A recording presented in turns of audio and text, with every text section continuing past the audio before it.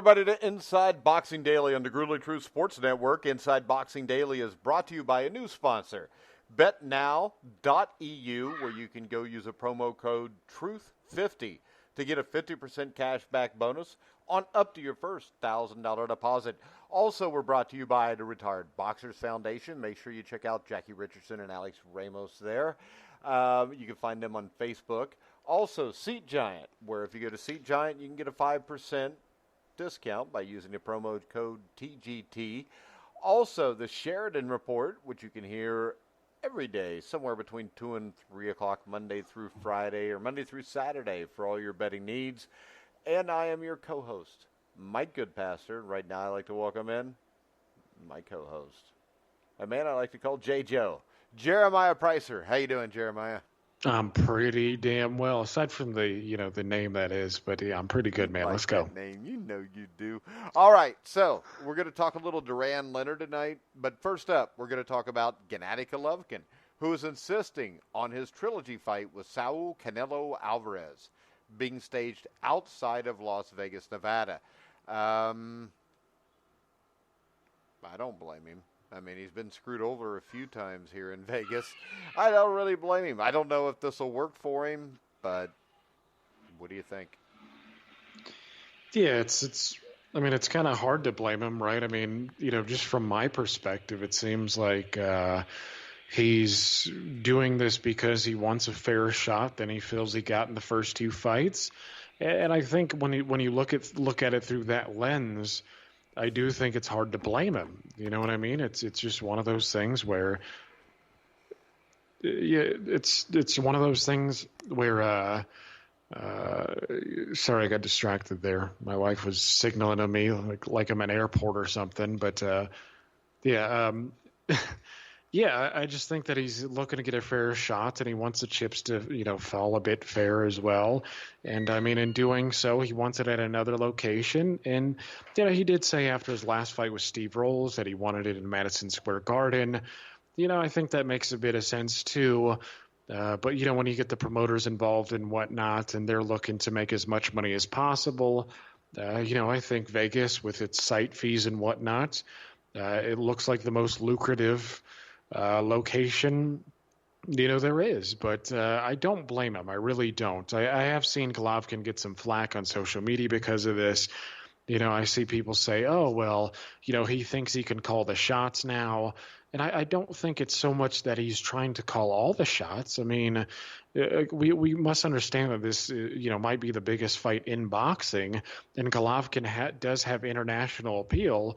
So it's not as if he's saying, hey, you can't wear this glove or that glove, or, we're going to come in at 155.8 or any of that stuff. I just think he wants, everything to be a bit fairer.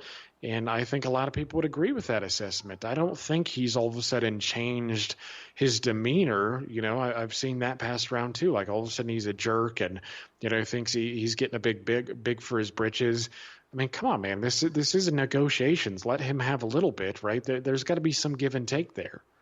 All right. Aragon Garcia, who is nothing more than a shill for Oscar De La Hoya, has a little bit of a take on this fight, if you want to hear it, for Aragon, who is dumb as fuck, by the way. He's similar to the people that, try to tell me that Tyson Fury got knocked out by Deontay Wilder because the fight should have got stopped. They're all stupid as hell. And this is getting old. And as Aragon says, Canelo is the A side. And Canelo really probably shouldn't even have interest in facing him again. Canelo can face Andrade in September, and perhaps Golovkin will change his mind. And if that happens, maybe he needs to give Canelo time to think. The other thing is this. Canelo wants to accomplish something with his career instead of just fighting Triple G. And fighting Triple G is keep him stuck in the past.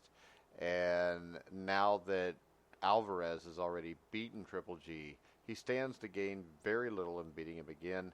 There's no upside for Canelo in this fight. He's already shown that Golovkin can't adapt and is rather one-paced. Golovkin lacks the other gear to be able to beat a fighter like Canelo. If Canelo wins again, there will be a chance or there will be complaining again from boxing fans about the scoring. Whether Golovkin will admit that he lost the fight will be interesting to see. Um, he makes the point that when Floyd Mayweather beat Canelo, Canelo did not cry about the scoring. Well, he should have, because that draw that was in his favor was pretty atrocious. So, I mean, he should have done at least some crying. And man, there's a lot of holes to look down with this one. Jesus. Okay, first off, the scoring for Mayweather Canelo should have been one-sided. Nobody saw that as close except one judge. Okay, so to compare a one-sided domination to two close competitive fights where the majority of educated observers saw Golovkin as a winner, even those who work for Golden Boy himself, I don't think that's, there's no comparison there. And also to move on with his life, well, if he beats Demetrius Andrade, a guy who hasn't even proven himself as good as Erislandy Lara, hasn't proven himself as good as Austin Trout, to be frank.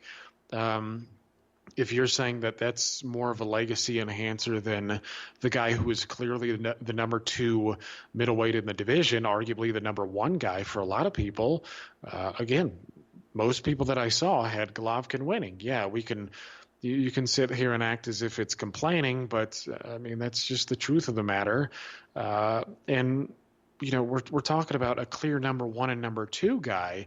And after watching Canelo Alvarez beat Daniel Jacobs in a fight that was okay, I mean, it still seems as if Golovkin is the only fighter who is proven who can push Canelo Alvarez into, an entertaining scrap that'll be close. I mean, I do understand the criticisms from people who are like, we can't expect much. Alvarez is probably going to win clear this time, because I subscribe to that myself. I do think Alvarez is going to win clear. But I also think that if Alvarez wins clear this time, I think a lot of people, though I think it's wrong, are going to say, okay, well, we can lay this to rest. And Alvarez, I know a lot of people are going to say Alvarez was always going to be the better fighter and always going to win regardless. Obviously, I don't subscribe to that. But yeah, I just think, like this, he's clearly the A side. He's wasting his time. I just don't see how you can say that when Demetrius Andrade and guys like Charlo are unproven at the world level, and Golovkin is not. Golovkin clearly is proven at the world level. So I just don't get it. I really don't. I mean, Golovkin to me is the best matchup for Alvarez, makes the most money. Even who was it? Who was it today that said that? Damn it! They pretty much said that DAZN wants it, Oscar De La Hoya wants it, everybody wants it, but Canelo Alvarez himself. And the quote was that he just doesn't like Golovkin very much and doesn't want him earning a lot of money off of him. Yeah. That's so full of shit. It's because that if he goes and fights Golovkin, he's going to have to work for it a little bit. If he fights Andrade, or Andrade, whatever you call him, he's going to win that fight easy. He beats Charlo easy. Canelo's Triple G's the danger here because he can hit. And if he hits you just right, then it'll be night time. We have a question from Eric. Oh, go ahead. Yeah, well, I was going to say if Andrade is really if he's the test that some people seem to, well, and that's the thing is a lot of people have all of a sudden jumped on Demetrius Andrade. A lot of these people didn't even care who Andrade was for the vast majority of the time, and now all of a sudden they see him as relevant, and it's just in an effort to undercut Golovkin. I get it, man. It's a lot of tribal stuff going on, but the truth of the matter is Golovkin is proven, Andrade is not. Yeah. And this is a comment from Eric on Twitter, which you can send us a direct message or you can just tweet to us. Canelo isn't the type to complain. I wonder why. Must be hard when everything just goes your way all the time. Of course, he didn't complain about losing to Mayweather because he got his ass beat. Aragon is a complete idiot. He embarrassingly lost every round, and Mayweather was by far the A side. This fight shouldn't happen because Triple G shouldn't need to catch another bad decision. and this entire trilogy, but when all is said and done, will be a disgrace and a stain on boxing. I don't know if anything can disgrace or stain boxing, but Yeah, that it's is already what disgraced Eric and said. stained. Yeah, I mean, come on. We have John on Twitter who makes the comment that Aragon Garcia is probably Oscar De La Hoya's pen name.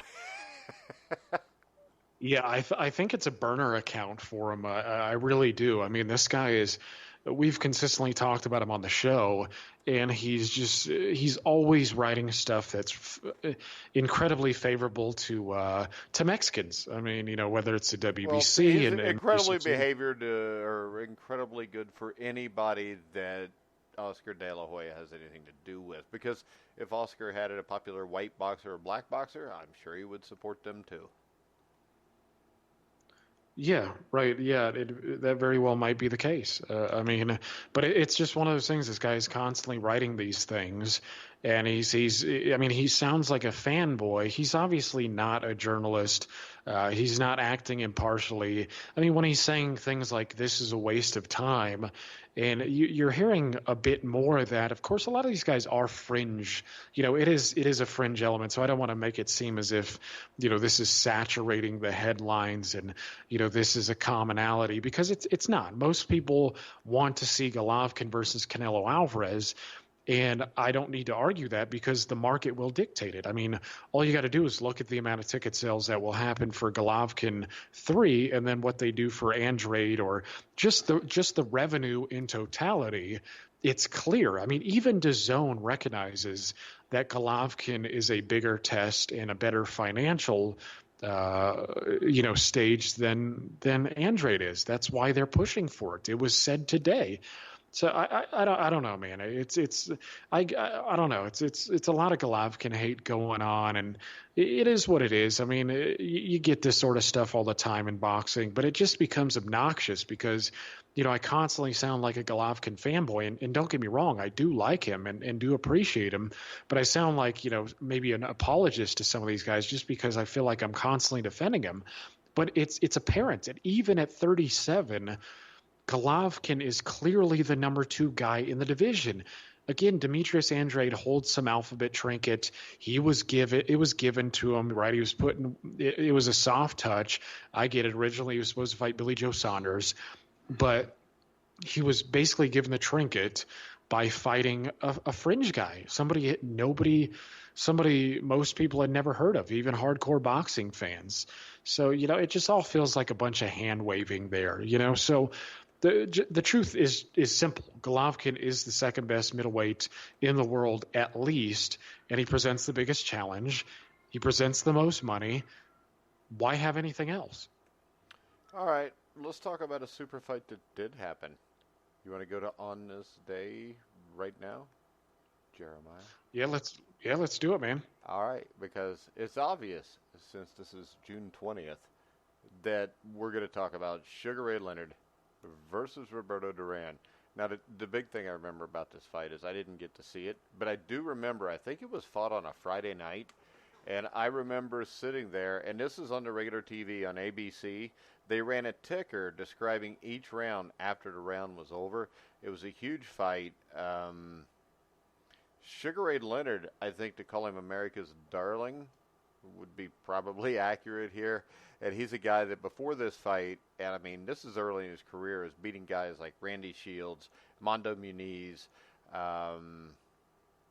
Who else did he beat? Marcus Geraldo, who he beat by unanimous decision, who was really a middleweight. Tony Chiaverini, I remember watching that on NBC on a Friday night when they tried to bring back the Friday night fights for a couple years. Pete Ranzani, Andy Price, and then Wilfred Benitez, and then the fight before Duran, 3 months before, and this is what I always like to bring up. Let's listen to this. 1979, Roberto Duran, or Sugar Ray Leonard, beats Johnny Gant in January, Fernando Mercado in February. In March, Daniel Gonzalez. In April, Adolfo Verrouet.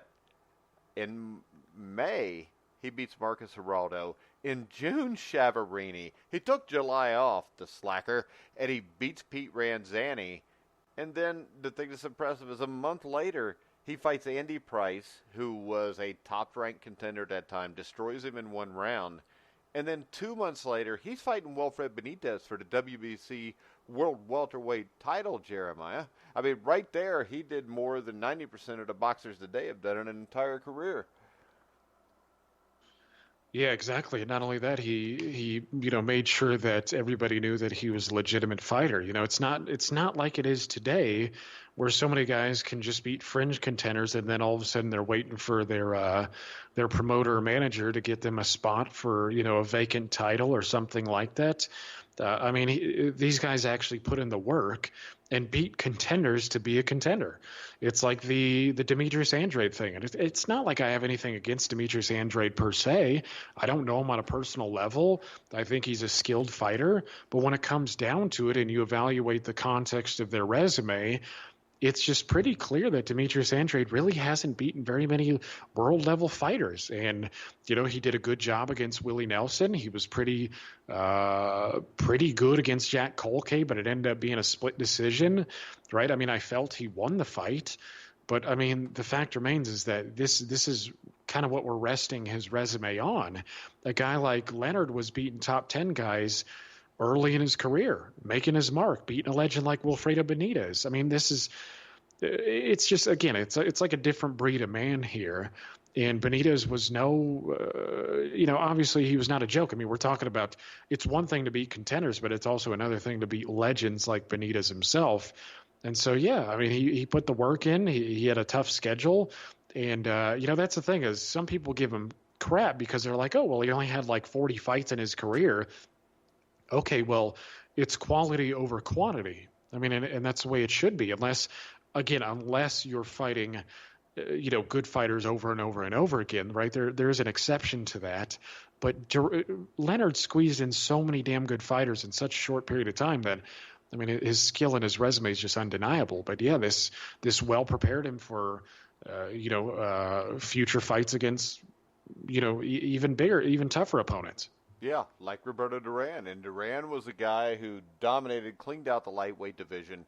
I think his last lightweight fight, if I remember right, was his third fight against Esteban de Jesus, which he won in 1978, I think at the start of the year, January or February. And then he moved up. I think he fought Adolfo Vera-Wet, Monroe Brooks. I think those were at welterweight, weren't they? Or did he fight a fight or two at junior welter? He did have some fights at the 140-pound limit, okay, but I'm not quite sure how they were viewed. Because I know that the fight against Carlos Palomino, June 22nd, 1979, that was a welterweight fight. That was a hell of a fight. Palomino was a great fighter. The fight is competitive, but Duran did just enough to win almost every round because he was just a little bit better than Palomino. He beat Zeferino Gonzalez. Wellington Wheatley, which you can see that fight if you go to the Grueling Truth Facebook page, look up the videos. And the thing here that was impressive to show you that nobody should really give two shits about junior divisions is the fact that I've heard people bring up before why I'd like to see, Antonio Cervantes against Roberto Duran. I wouldn't have, because I think Duran would have steamrolled his ass anyways. And Duran was headed for Sugar Ray Leonard, and I think it was great that he didn't mess with the junior welterweight crap. Yeah, I am too. I saw some hardcore boxing fans, hardcore Duran fans, ask why he didn't make a stopover and win his fifth title in his fifth division. And I'm like you. I'm of the opinion that I didn't really care. It sucks because a lot of this historical revisionism is permeating Facebook groups and many other places.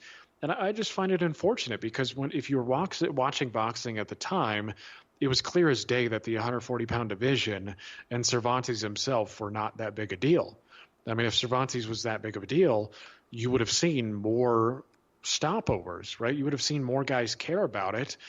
And the fact is they didn't. Duran just went right by him and didn't really care. And I'm glad for it. Because, again, Cervantes was a skilled guy. He's a great 140-pounder. But, in the grand scheme of things, and this is the perspective I think we should use, yeah, it's cool and all that he was a great 140-pounder, but the division is pretty thin. when you compare it to the ones below and above it, right? 135 and 147. And so if Cervantes was that good, I mean, let's imagine that 140 pounds didn't exist and you had the original 8. Well, he's either stuck in Duran's lightweight or he's stuck in Leonard's welterweight or Duran's welterweight. I mean, what would he have been then? He would have been a contender. That's it, right? I mean, he's not beating either one of those guys. No. And like you said, I don't think Duran, Cervantes was a long guy. He had a good jab. He was pretty skilled. I see him as a very good fighter, not a great fighter. Again, I'm talking about the grand scheme of things. But his jab was just about all that he had. Again, I know he did have other things, but when you pair him against Duran, I think Duran ends up stopping him pretty late, after working around the long jab. But yeah, I'm glad that he didn't stop over. It just wasn't that important back then, and to me, it's not that important now. I don't think his resume is harmed at all by not stopping and fighting Cervantes. He had bigger fish to fry, and he did. Yeah, and he fried him, and it was a great fight. They fought in Montreal at the Olympic Stadium, which Montreal, of course, was the site of Sugar Ray Leonard's greatest triumph up until that point, winning a 1976 Olympic gold medal. The thing about the money here that I remember was I think Duran only made like $1 million, $1.5 million, and Leonard made close to $10 million. Everything was in his favor, and I think it's just because Duran wanted to fight so bad. And I remember Dave Anderson, who was a writer for the New York Times, asked Joe Frazier when Duran was coming in the ring that what the intensity that Duran had for this fight, would it reminded him of? If it reminded him of himself or anything? And Joe Frazier said, yeah, he reminds me of Charles Manson. And this was the fight where, if you remember, before in the weigh-in, Duran did everything he could to get under Leonard's skin because, let's face it, he didn't want Leonard dancing. And what was her name? Juanita, Sugar Ray Leonard's wife. He even, said things to her. It was similar to Rocky III with Clubber Lang and, when they're standing there at the statue and he's like, hey, if you want a real man, come home with me. And that's kind of what Duran did here. And I think he got under Leonard's skin, and I think it's the reason Leonard chose to stand and fight. And I've heard a lot of people tell me that he had no choice because how Duran fought that night, but I simply don't think that's the case. I think Leonard chose to stand and fight Duran's fight. And the thing that's impressive to me is this. If Leonard would have got the decision in this fight, I don't think anybody would have considered a robbery. This fight was close all the way. And I remember in the second round when the first time I've ever really seen Sugar Ray Leonard get hurt, Duran hit him. I think it was a right hook, but I can't. It's been a while since I've seen it. It was a left hand. Left hand, okay. It was actually a straight left hand. Was it? I just remember him getting in trouble. Looked like he was about to go down, and of course Jeremiah cheated and watched the fight before we came on air, probably. Not all of it, but. But I've seen the fight like 10 times, so I should remember it anyways. But one of the best fights I ever saw, and the thing that stood out to me, and I've said this before, was the fact that Leonard fought an all-time great fighter's fight and still damn near beat him. Yeah, I was watching the fight. I didn't make it through all 15 before I hopped on air. But yeah, I was watching the fight, and you referenced the him getting hurt in the second round, and yeah, it was Duran missed with a couple shots. He jabbed and threw a right hand, and then he followed it up with a straight left hand, which I actually understand why Leonard got caught with it, because it was one of those combinations that you don't often see, right? It's either, a 1-2 or, you get a jab, right hand, left hook. It was just kind of a bit weird how he threw the jab, straight right hand, and then another straight left. And yeah, it cracked him good. I mean, when I watched the replay, I was like, well, was that a feet thing? I wanted to make sure. But yeah, it really did take the legs from under him. But he survived well, and he got back in the fight. And the third was a little rough for him, but the fourth, he kind of got back in the swing of things. And the fifth, he was fighting off the ropes and, fighting hard and everything. But I wanted to go back to that 10 million real quick. So a lot of people look at it today and they're like, oh, well, it's 10 million. That's not that big of a number. Well, using an inflation calculator. I That's think that like, was the most any fight had ever made for a fight up until that point. yeah, I'm not surprised. But in today's dollars, that's almost what 38 million, 36 million, something like that. Uh, Actually, I'll just take a quick look. Okay, so it's 35 million. $274,380.17. So that was big damn money at the time. It was huge money at the time. Like you said, no fighter had ever been paid that much before. But yeah, And it he's was not a it heavyweight was too. That's what people got to remember. Exactly. Yeah. No, I mean, so that was. I mean, that tells you the drawing power of Ray Leonard, and just how famous he was before the fight. But it was one of those things. Like it looked like Duran was kind of dictating the spacing. Like you said, he ended up fighting Duran's fight. And when I was watching the fight, God, who was commenting with Freddie Pacheco? I don't even remember. It's Do been you remember who that years was? since I've seen it. But Jesus, you man. saw the closed circuit version then, which was Freddie Pacheco, and it was an idiot. I know that. He Because was, yeah. I know the first time I ever saw the fight was ABC Wide World of Sports brought the delayed telecast rights. So I got to see Howard Cosell do it. Now, the things that really stood out to me here outside of the fight were the judges. Because the judges had this, like, what was it, like 6'4", 5". Harry Gibbs had it 6'5", 4", and then you had this judge by the name of Paletti who had it 3'2", 10. And I think right there that's a monument to indecision. And the other thing is the quotes after the fight. Sugar Ray Leonard had a quote where he said, "I said I would fight Duran flat-footed, and I did. I had no alternative. I wouldn't change it. If I did, I'd do it all over again. People question whether I could take the big punch. I showed them. I have to give Duran a lot of credit. He is the toughest man I've ever fought." Angelo Dundee, Leonard's trainer, said, "You never fight to a guy's strength. You try to offset it." Ray didn't. He tried to outstrong the guy, and Duran was being Duran, and Ray was just going with it. And I mean, I think that Leonard was out to basically prove his manhood in this fight, and I think he did it.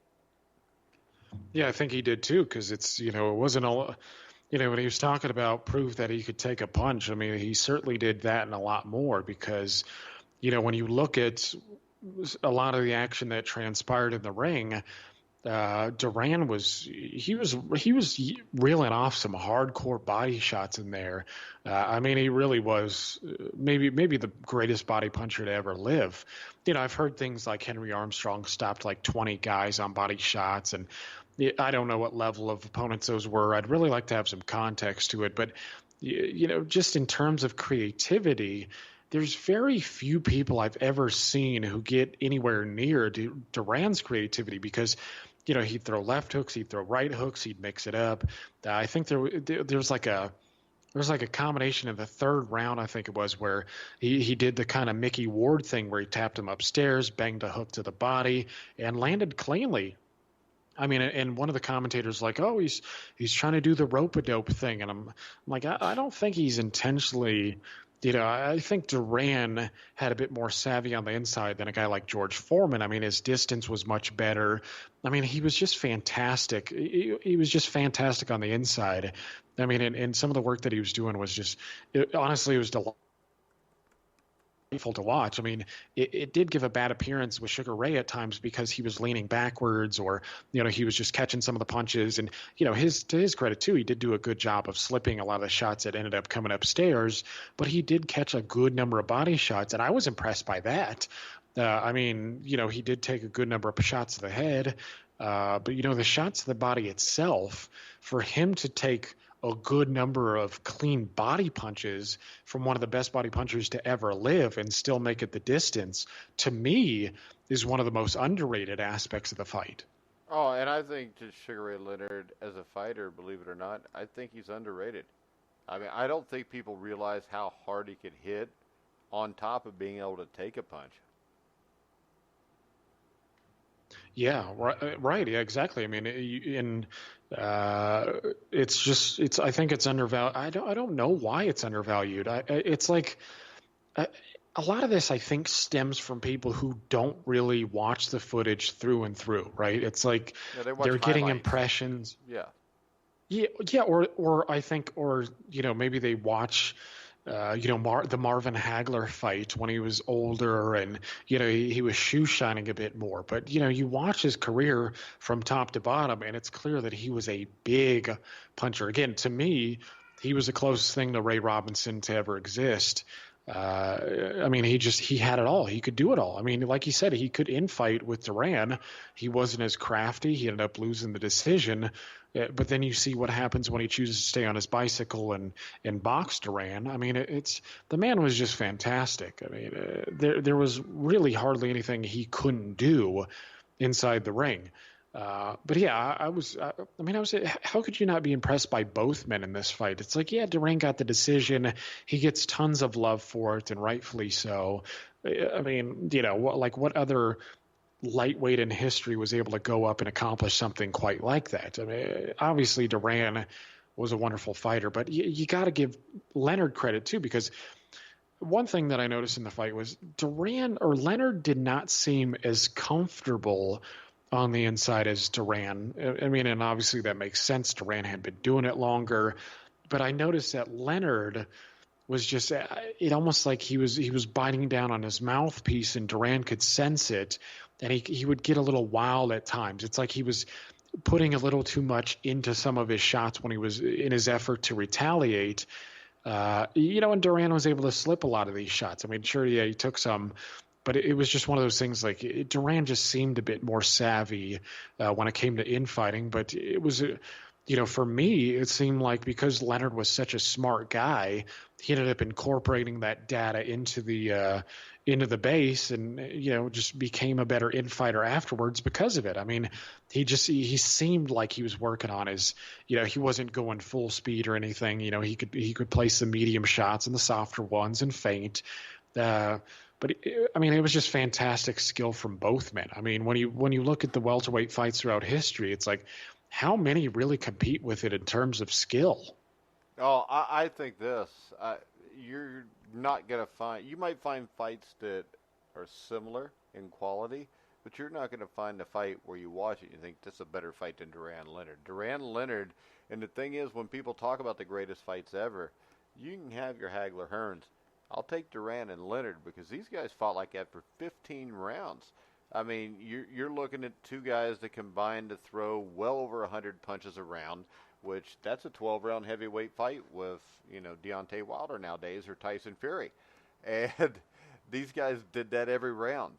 And the sad thing to me is the fact that Duran always didn't have that hunger. And, of course, he lost the second fight. And for a couple years after this fight, he kind of floated a little aimlessly. And then he showed again with the Moore and Hagler back-to-back fights. And then Barkley later on, that when he was at his best and he was hungry, he was as good as anybody that ever lived. Yeah, well, this is why Duran gets so much love. I mean, Duran to me almost seems like the middleweight. He's almost like Marvin Hagler in a sense, where he's almost universally loved. It's like I rarely hear a bad word about him, except if it's, if somebody giving him shtick for quitting, and don't get me wrong, he does deserve, to be ridiculed for that. But he is one of those guys that almost seems to be universally loved. I mean, and you see why. I mean, this is a guy who started off at lightweight. Before he even became a welterweight, he had been fighting for, 10 years already, 11 years? He'd been fighting, 12 years before he met Leonard? Something like that. And the thing is this. When you look at him, after the Leonard fight, I think he fought like Nino Gonzalez and Luigi Manchillo, who they were both decent fighters, but he won the fights but didn't look great. He fought Wilfred Benitez, and Benitez dominated him. And then right after that, in Detroit, he gets beat by Kirkland Lang, who, I'm sorry to all the Brits out there, but he wasn't that good. And then the saddest part of all of this, and this is where it turned around for him, was the November 12th, 1982 fight against Jimmy Batten, which, if I remember right, and this was fought in Miami, so you would think I mean, they were fighting at the Orange Bowl. They were not the undercard of Arguello prior. If I remember right, they were the walkout bout. And with Duran in Miami, I think that place was virtually empty after about 3 or 4 rounds. The fight was so bad. Yeah, that was probably his wake-up call. High. It's like a drug addict where you finally reach rock bottom and you see what it's done to your family and friends, and then you wake up and you're like, oh shit, I need to turn my life around. It was probably one of those moments. So like, man, you used to be the lightweight champ. You're the welterweight champ. Now you're losing to Kirkland Lang and barely beating Jimmy Batten in front of an empty Orange Bowl. Yeah, is there? I haven't read Duran's biography. Is there anything about that anywhere, like that period of time where they take a magnifying glass to it and really examine it? I can tell you the biography Hands of Stone, I think came out like 2007 or 8, and I bought it immediately, and it's a great book, but it's been over 10 years since I read it, so I don't really remember. If I'd have read it in 1987, I'd remember every word, but I don't really remember. And the thing about it, after the Batten fight, 2 months later he goes to the sports arena in L.A. and fights Pepino Cuevas and just destroys Cuevas. And the thing that people don't realize, that's an old Cuevas. That's a Cuevas that had been decapitated by Tommy Hearns. Hadn't looked great, but he looked good, beats him. And then 5 months later, June 16th, on his birthday at Madison Square Garden, he gets to fight Davey Moore, who'd only had 12 fights. And he came ready to fight that night, and that, I think, was one of the most impressive performances for Duran also, because I think Davey Moore was a really good fighter. He was a young guy, and this is almost 3 years after the second Leonard Duran fight. Yeah, do you have any idea what the odds were for that one? On the Davey Moore fight? Yeah. I think that Moore was actually a solid favorite. I think he was like a 2 or 3 to 1 favorite. Yeah. I was pretty sure that he was a favorite, but we see the way that turned out. Duran. I'm looking at 2.5 to 1. He was 5 to 2. Okay, that's a pretty good one. But yeah, we see what happened with that one. Well, like you said, there's one thing here that people miss though, because Davey Moore failed to make weight on the first attempt and actually had to go sweat off the excess poundage. Which could have had something to do with this too. Yeah. No, that is quite possible. Well, it's funny in that way, right? I mean, as much as we can appreciate Roberto Duran, it's a lot of fans are very selective in their excuses, right? It's so, when Ray Leonard and Duran fought in the rematch, all of a sudden, Duran somehow made 147, but he, had been slacking off the whole time. I don't know if he was just abusing diuretics or what the hell happened there, but no, it's funny that, we get so selective in these sorts of things because we've, on this show, we've also talked about how guys are, there's oftentimes guys going to the fight and they're not 100%. And I don't know if, Moore has ever talked about this, but yeah, maybe the weight was just tough for him and he wasn't 100% and he ended up getting his ass kicked. I mean, maybe he's probably getting beat by Duran regardless, but, maybe it was one of those things where he wasn't 100%. And maybe he was just a guy who wasn't into making excuses and he was like, hey, I messed up. This is what it was. And he just didn't tell anybody or, told his immediate family. But, I mean, what we know is what we know. And what happened was Duran went in there and kicked his ass and put himself right back into the spotlight. Yeah, and then he gets a fight against marvelous Marvin Hagler. He makes another $1.5 million. And I think Hagler was like a 3 to 1 or 4 to 1 favorite in that fight. And the fight was closer than a lot of people thought it would be. I think I had it like 146 to 142 or something. I didn't think it was extremely close, but I can tell you this. It was a lot better fight than I thought it would be. And to the surprise of most, I think, when you look back, after 13 rounds, I think Duran was up by 1 point on 2 scorecards, tied on the third, and Hagler basically dominated the last 2 rounds to win the fight. But here, this might be a little crazy, but I think this may be one of Duran's greatest performances because he was big-time outgunned here, and he hung in the fight. Well, yeah, and we talked about this before. It's like, what what other lightweight has been able to do this at middleweight in all of boxing history? I mean, Joe Gans, I actually posed this question, and the responses that I got, let me see if I can remember actually, see what lightweights were able to do something at this level. I thought I remember, think the guy who said that, who wrote a book on the Hogue twins, he said that Joe Gans fought beat two middleweight contenders in the Sullivan brothers, Mike Twin Sullivan. I could be mistaken, but I thought I went back and looked at the weights of those fights, and I think it was a welterweight contest.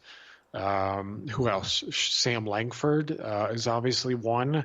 He beat Stanley Ketchel, but that, of course, was not a full-fledged bout. He was also not the lightweight champion, so that kind of excludes him from discussion.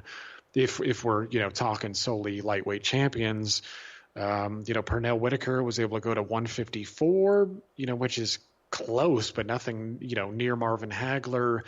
Trying to think of the guys. Ike Williams couldn't do it. Carlos Ortiz couldn't get anywhere near it. I think he only fought as high as 140 anyways. Joe Gans, man, I'm trying to think of some of these guys, and it's unprecedented so far as I can tell. Not fighting Marvin Hagler, which makes it even more impressive. That would have been like Pernell Whitaker having to move up and fight the middleweight champion, Roy Jones Jr. Yeah, and I don't think that one's going. I don't think that's going as well. No, yeah, I liked Whitaker, but Jones at 160. Yeah, that's a step too far, though. It might have been interesting. So let's see, when did Pernell Whitaker actually win that 154-pound title? I'm gonna have to look this up because I find it interesting. Like, what was it, 1994 or something? Hell, I gotta look this up. Because I am interested to see who exactly the middleweight champion of the time was, because I think he won it near the middleweight. Okay, so let's see. He beat Julio Cesar Vasquez in 1995. And so the boxing, I don't think there was a middleweight champion at that time, because I'm pretty sure that Bernard Hopkins was still kind of a bit green at that point. Let's see.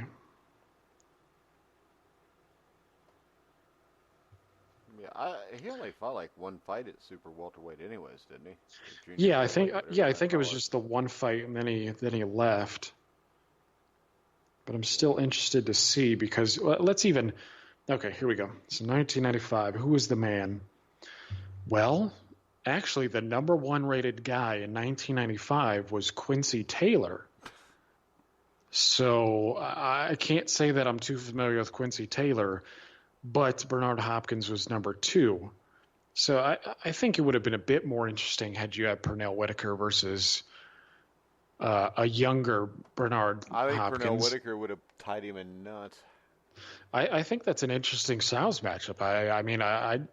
I find it just interesting to think about, like a Pernell Whitaker at that time, just coming off I think it was the Buddy McGirt rematch. Maybe I'm wrong, but I could be wrong there. But I know he just fought Buddy McGirt, so it was either the first or the second fight. And if it's the first one, and that Pernell Whitaker against Bernard Hopkins, if anybody's listening in, I'd like to get your feedback on that. Like, who do you think wins, that Pernell Whitaker or that Bernard Hopkins? Because, again, Bernard Hopkins was not number one at middleweight at that time. Quincy Taylor was. So I think that would have been damn interesting. But, again, it doesn't matter because that Hopkins was not Marvin Hagler. So this, to me, is really an unprecedented performance from a former lightweight champion, and it really tells you how good the man was. I ended up watching the fight too, and I know I had Marvin Hagler winning. I don't think I actually kept tally, but I thought Hagler was a clear enough winner. But he was competitive. It was a fantastic performance any way you cut it. Yeah, and then you look at it after that. He goes back to the old ways for a few years, though. He gets to fight with Tommy Hearns. And I remember with this, The story was he was so happy with himself and he'd worked so hard for the Moore and Hagler fights and Cuevas. So he'd worked hard for a year, so he decided to celebrate, and he actually paid an orchestra to follow him around Latin America while he was partying and having a good time. And Thomas Hearns damn near killed him June of 1984. And then after that, he disappears for about a year, year and a half. And he comes back and he fights a guy that's 0-2, another guy with a losing record. And then he fights Robbie Sims, who, interestingly enough, was the half-brother of Marvin Hagler. And Robbie Sims beats him by a split decision. And then you think, that's it. But not to be, because over the next couple years, the next 2 or 3 years, he beats a bunch of guys that are really nondescript, nobody that stood out as being that great. And he somehow gets a shot, 1989, February, against Iran Barkley for the WBC Middleweight Championship of the World, I think it was. And he fights one of his most impressive performances again out of nowhere and beats Iran Barkley in what was an unbelievable fight. I think that was at the convention center, and if I remember right, that night there was like a huge blizzard, and there was actually talks that the fight could possibly be postponed. But Duran beating Barkley is another one I don't think you find many with. I mean, beating Iran Barkley was a tough son of a bitch. Yeah, well, I think there was a blizzard, but it wasn't, the one outside that Barkley had to worry about. I mean, when you look at the size discrepancy there, I mean, Barkley was a real big middleweight. I mean, he had a huge head. He was a tall guy. I mean, he ended up fighting at heavyweight. I mean, Against Harry Coetzee at one point. Yeah, exactly. I mean, this was a big dude, and for Duran to have enough savvy and skill at that point, juncture in his career, to beat a guy like Barkley. Yeah, I understand. Barkley was pretty up and down, and most of the times he lost to the very best in the world. But the guy was still a good fighter. He was tough. He was rugged. He had good power. He was tough. I already said that, but. Yeah, it was just another fine performance from him. And it's funny because Barkley, as good as he seemed to be the whipping boy. He seemed to be the best performance for a number of guys. I mean, James Toney, that's whenever you talk about James Toney's career, Iran Barkley is the first name that usually crops up. But yeah, Duran was fantastic that night too. He was just such a good boxer. And this is why I like talking to hardcore boxing fans, when they mention Duran, because a lot of people are like, they get some of the wrong impressions sometimes. They're like, oh, well, he was an aggressor and, he would come at you and beat you up. The dude could box with just about the best of them. I mean, he was actually Ben Doty. I'm hoping I'm saying that last name right. He actually put out a real nice top 10 list of the best defensive fighters of all time, and he had Duran at number 8. And I don't think there's anything wrong with that. I mean, yeah, you could say, I think, there are a few guys, maybe real hardcore, like historians might name, like, there was no young Griffo or Joe Gans and stuff like that, or, Miguel Canto or Midget Walgast, guys like that. But Duran at number 8, I don't think is a stretch. I think Duran was a great defensive fighter. I mean, he wouldn't be able to beat the level of competition he did at the weights that he did without being so. I mean, you think when he moved up to 160 and 168 and he could just get by with bullying guys? Nah, man, that was skill. And he showed it in this fight, too, by outboxing Iran Barkley. All right, then we move on to, for some reason, a third fight where I remember I was a huge Duran fan. I loved Duran, wasn't a big Leonard fan. Thought Duran would come out in this fight like he did the first fight, or like the fight he did with Hagler or Moore, and he would be pumped up to prove things wrong. And he just wasn't. Leonard, I think, was close to a 2-1 favorite. This was after Leonard had gotten the draw against Hearns that he probably shouldn't have gotten. And the thing that's interesting is this was a terribly boring fight. Now follow along. But in this terribly boring fight, there was a total of almost 1,000 punches thrown and 300 landed. So it was still better than what we see today. Yeah, by today's standard, Yeah, because I'm looking at it, and the thing that's impressive is Leonard landed 227 out of 438 punches, 52%. Duran, 84 punches landed, 588 thrown. Now, I have not watched this fight since the first time they fought, and I would have thought maybe Duran threw 50 punches for the entire fight because it seemed like he did absolutely nothing, and this was just a bad fight.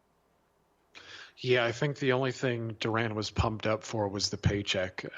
This was one of those lulls in the career, and you got to hold it against Duran. Again, he was fantastic, but these up and down performances. It's just not something you like to see out of the very best guys to ever do it. But yeah, I mean, I think he just liked to collect the check there, and he was happy about that. It's funny though. You read the stats off, and you're like, oh hell, this could be today it could be a candidate for fight of the year. I mean, dude, Leonard landing 200 plus punches means that he was. I mean, a large portion of those were jabs. But I mean, obviously he was connecting quite a bit against Duran, and Duran he didn't look.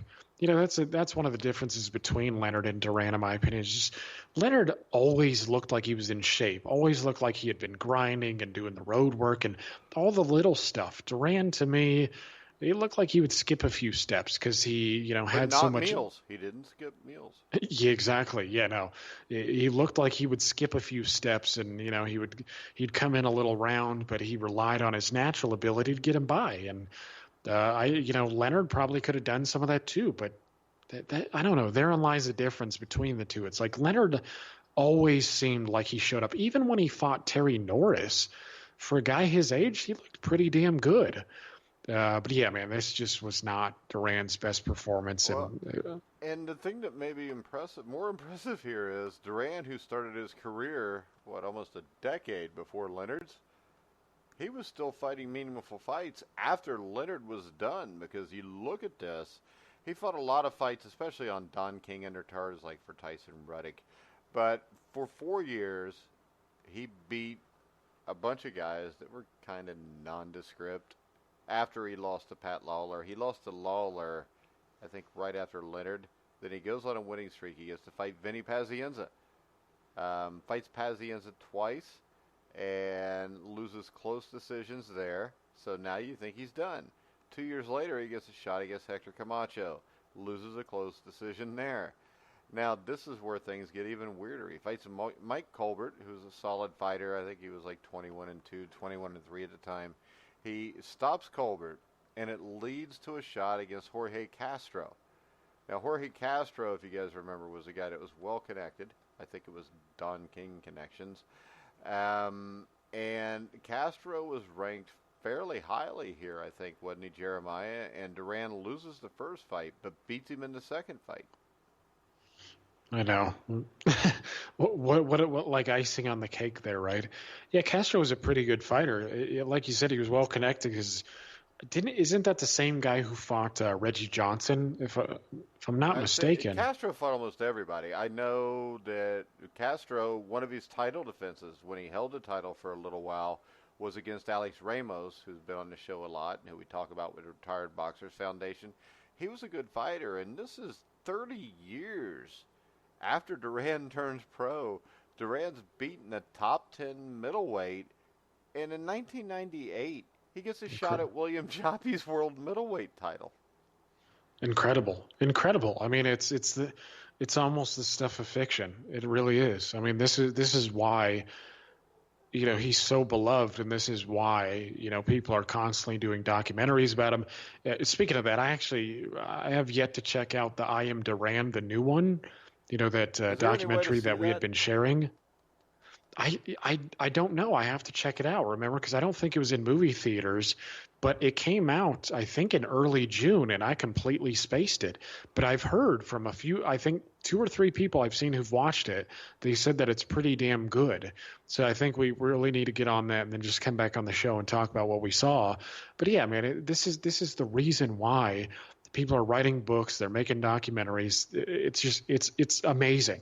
It's incredible what he was able to accomplish. It was actually almost criminal that they let him go in the ring with William Joppy. William Joppy's a guy that couldn't have carried his jockstrap, but since he was 47 years old, I think Joppy stopped him in like the third round, and Duran said after that fight, "I'm finished." And then right after that, Duran fought again.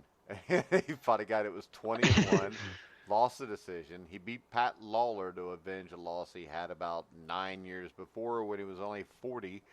And then he beats Patrick Goosen, and he finished his career in 2001 against Hector Camacho. Lost a close decision there.